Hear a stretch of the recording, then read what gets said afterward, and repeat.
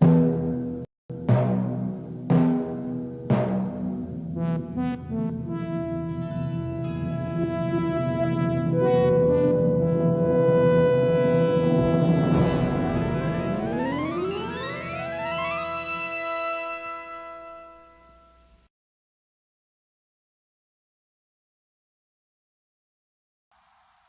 this is working. 大家好，欢迎回来，大家晚安。Welcome to this week's 不是一小时 Cyber News. See for my shirt, maybe not. See for my Instagram, Facebook story too. I was studying for Chinese language test. I even went to a Japanese convention fair. Just missing the Korean barbecue and you have the trifecta. So yeah, it was an Asian week. Gotta pay attention here. Trying to get to the Chinese bazaar. Yeah, funnily enough, the golden evening stars align. Yeah, the Taipei Jingqing. So we had some big news regarding China in the cybersecurity field. Imagine that. So, we already looked at AI and ransomware. I hope this is... yeah. So actually, both of these end up being connected to this week's news. Yeah, because of the actors in this field. Yeah, the state actors. So China and other countries, they have the state-sponsored advanced persistent threats, yeah. And there are some non-sponsored too, yeah, that it doesn't successfully brainwash or basically the other side of the coin, if I'm going the right way, doing that from their own volition. And so we've seen some OSINT and cyber warfare taking place, so I gotta stop here. With the operation in Iran, yeah. But we are focusing on this United States-China summit, potential partnership, who knows. So we do live in strange times, yeah, I have to say. Maybe, like the American Chinese proverb goes, yeah, we're about to live interesting ones too. So I'm just trying to get to this Chinese bazaar. One is out of town. If I'm going the right way. Come on, move on. Oh yeah, it's over here, at the end of the street. Let's see here if we get there. Speeding because I can't see. Oh, I do have it here. It's not broken. Velocimeter? Speedometer? Sorry, the name of this. Let's see if we're reaching it. Oh, there it is. Bazar Chino. It's Kaimak. Maybe you stay here, okay? No. Equal. English classes for this week. Stay here. I think we can go here. Oh, wait, it's closed? You gotta be joking. They close shops on Sunday? What the fuck? Is this Poland? Well, there goes my errand run. Yeah, want to get something for the grill. Use the grill the first time. Make some nice caramelized doggy, but I'm just joking, guy. I just parked the car here. Okay, all right. Oof, Jesus Christ. Okay, all right. So, where were we? Is this running? Yeah, all right. So, as I was saying, basically, cybersecurity is not only about hacking anymore, apparently, yeah. And a lot of people misunderstand cybersecurity, even hacking itself, they think it's like that poorly acted, over-dramatic TV show. What was the name? Mr. Roboto. Don't sing that at the karaoke, by the way. Basically, you're getting notifications.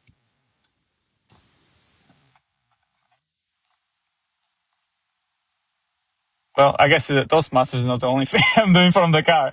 Yesterday I had Toastmasters in the car. So yeah, basically, cybersecurity is increasingly becoming, about geopolitics, yeah? So information warfare, infrastructure control, narrative influence, something that people are very good at apparently nowadays. So yeah, this summit actually, push all these themes directly into the spotlight. And, this is what these articles that are on the description are mentioning, yeah, or we are tackling this week. So we're talking about, for example, the China's cybersecurity development strategy for 2026. That's a mouthful.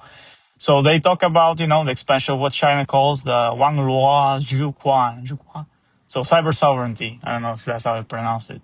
I did HSK K1. Okay, give me a break. It's the beginners. So the basic idea is that cyberspace, is treated as strategic national territory. Yeah. So it's not only like about internet access, websites, but basically the state of security itself. Yeah. And one of the organizations, yeah, in China responsible for that is the Cyberspace Administration, the CEC. She's basically like the overseer, yeah, of everything regarding, I mean, maybe IT. I'm not sure. So basically, internet governance, regulating the cybersecurity, the data transfer, the data at rest, things you have to take care of, look into when you're working with China in all these companies, and mostly, of course, the platform moderation.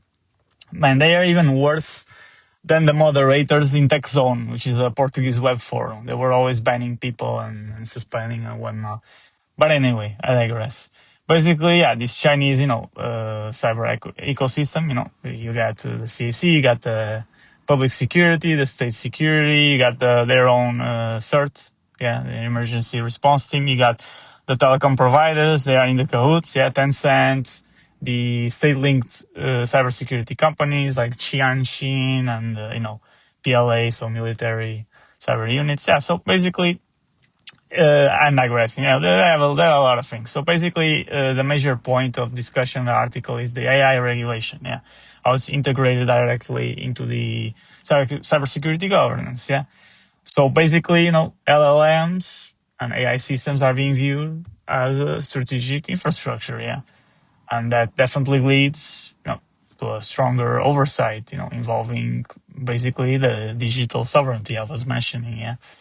And so, when you connect all of these with the summit that was happening this week, you really start seeing the bigger picture. Yeah, that basically cybersecurity, is becoming inseparable from AI.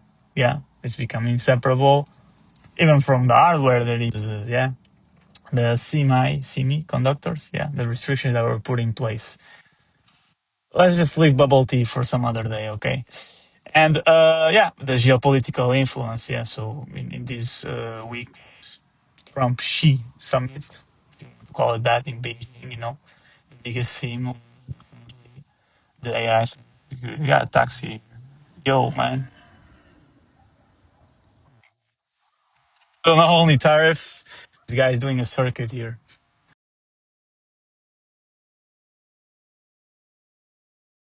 I don't know what happened. I think it's working now, yeah. I should do this at home again. So everything I was mentioning, yeah, it's in discussion this week, yeah. So both governments were discussing concerns as well. So like cyber attacks, like AI attacks, the systems using it is offensively as well, the disruption that it's causing.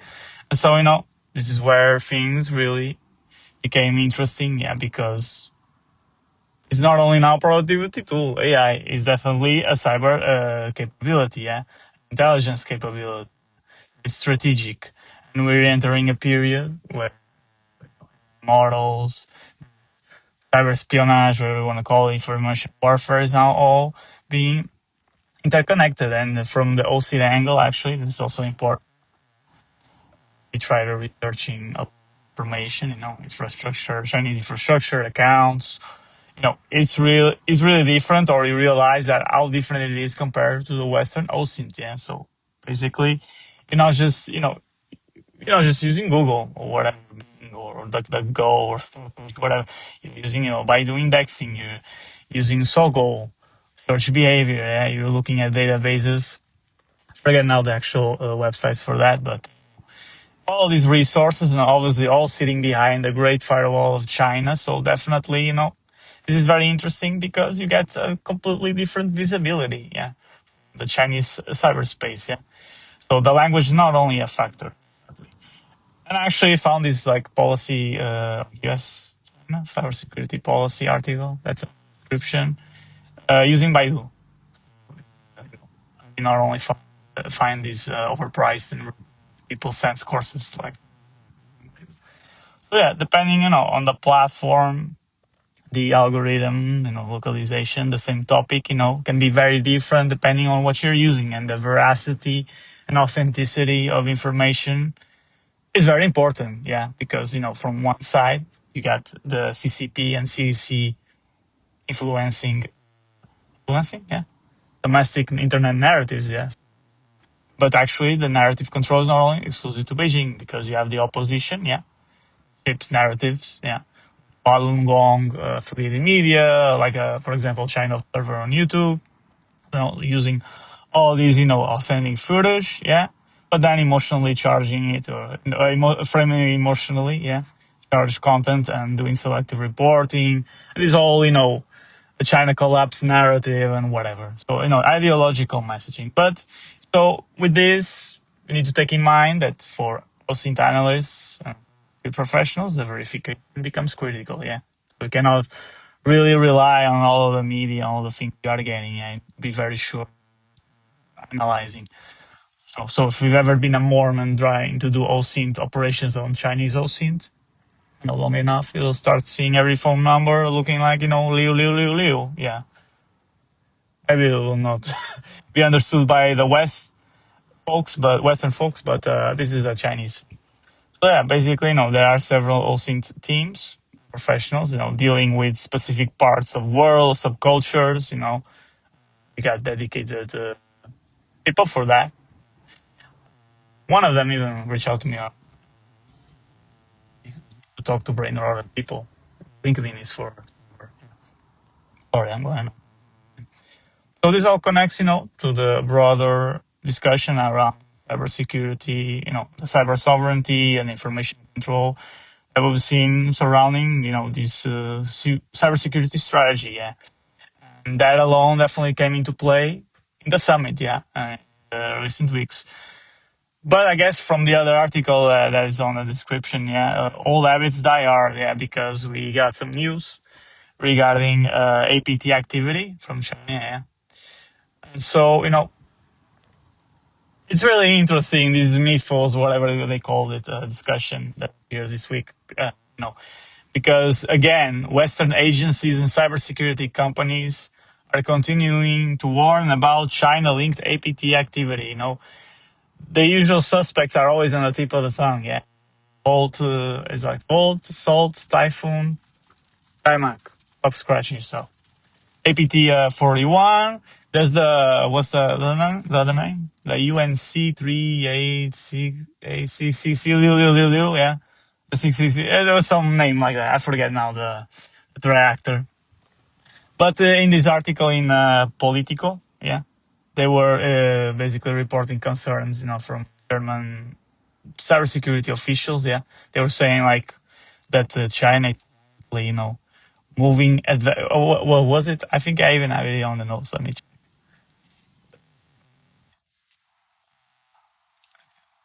So they were quietly moving advanced AI cyber development behind closed doors, developing their own mythos styles. I don't know why they call it that. They're trying to make it like a Chinese dynasty folktale, a legendary and powerful AI capability, Next thing you know, you got Jiangxi hopping and jumping around the place. But anyway, those are Chinese ghosts, yeah, from the folklore from China. Apparently, I know a thing or two about Chinese culture. But yeah, these journalists and their novelization of news. Anyway, so yeah, the mythos is like referring to this new frontier, yeah, of systems that are capable of both offensive and defensive, operations overall. So basically, it's combining, the AI, yeah, APT, the persistence of telecom infrastructure, OSINT, as I was mentioning, maybe even covert proxy networks, and this is why US and other issues that are becoming nervous, because now this whole attacks that we've been seeing and offensive activity we've been seeing in the last few years, it's not only about hackers stealing passwords and data breaches. This is now becoming definitely AI assisted, as we even talked about 2 weeks ago. Obviously strategic, yeah, and definitely aiding in cyber warfare. So this all connects back to what I was mentioning before. Me and Kaimak. The CAC, the cyber sovereignty, the Chinese AI development, and all these strategic infrastructure control. So but as you see, because I linked there on the description, China has their own portals. Yeah, they have their own sources. Although I didn't specifically link articles regarding what we are talking about today. Now, all these portals, the discourse often frames the issue differently. Yeah, they focus on usually the foreign cyber influence, the supply chain dependence, the West. Yeah, it's cyber and cultural pressure. And I gotta say, sometimes I'm pressured with the Western culture too, and I gotta drop by the Burger King and get a cheeseburger for myself. But anyway, so we end up with two competing, cyber narratives happening simultaneously. Yeah, and so you have, some of the portals there, but the juicy ones, obviously, those ones come with onions. Yeah, so Tor network. But the biggest takeaway for me this week, I'm going over not half an hour, not even longer than last week. The biggest takeaway from this week for me, I think, is that cybersecurity is not. I'm not seeing it as the offensive and the defensive now, the blue teaming and the red teaming. I'm not seeing it as just hacking. I'm not seeing it as just defending. I'm seeing it as a geopolitical thing. Yeah, it was seen as that. I remember going to a cybersecurity conference some years ago. I forget the name, was CyberSec or something. Very focused, directed towards suits. Yeah, and definitely, there is a geopolitical. Even one of the stories that was all this time about the Stuxnet that was being talked about there. Offer was presenting a book.